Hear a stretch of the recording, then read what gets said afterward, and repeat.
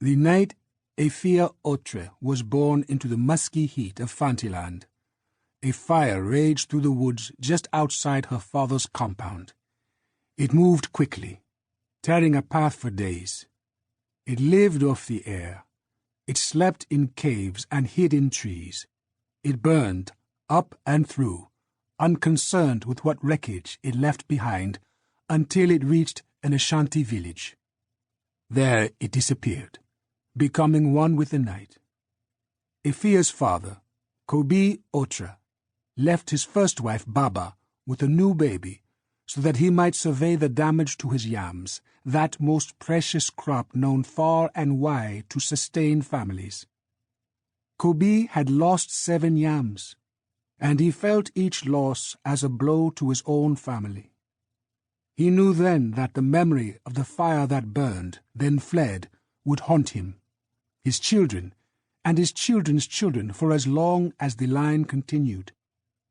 When he came back into Baba's hut to find Effia, the child of the night's fire, shrieking into the air, he looked at his wife and said, "We will never again speak of what happened today." The villagers began to say that the baby was born of the fire, that this was the reason Baba had no milk.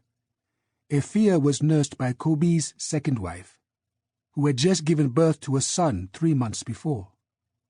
Effia would not latch on, and when she did, her sharp gums would tear at the flesh around the woman's nipples until she became afraid to feed the baby. Because of this, Effia grew thinner, skin on small bird-like bones, with a large black hole of a mouth that expelled a hungry cry which could be heard throughout the village. Even on the days Baba did her best to smother it, covering the baby's lips with the rough palm of her left hand.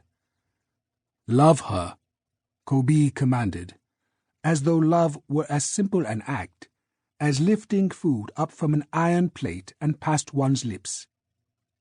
At night, Baba dreamed of leaving the baby in the dark forest so that the god Inyami could do with her as he pleased. Effia grew older. The summer after her 3rd birthday, Baba had her first son. The boy's name was Fifi, and he was so fat that sometimes when Baba wasn't looking, Effia would roll him along the ground like a ball. The first day that Baba let Effia hold him, she accidentally dropped him. The baby bounced on his buttocks, landed on his stomach, and looked up at everyone in the room, confused as to whether or not he should cry. He decided against it, but Baba, who had been stirring banku, lifted her stirring stick and beat Effia across her bare back. Each time the stick lifted off the girl's body, it would leave behind hot sticky pieces of banku that burned into her flesh. By the time Baba had finished, Effia was covered with sores, screaming and crying.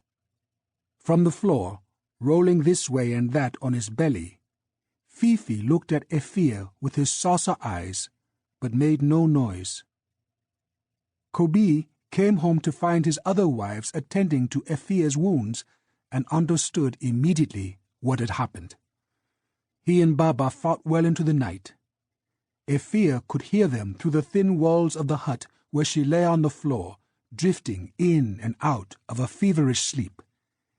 In her dream, Kobi was a lion, and Baba was a tree.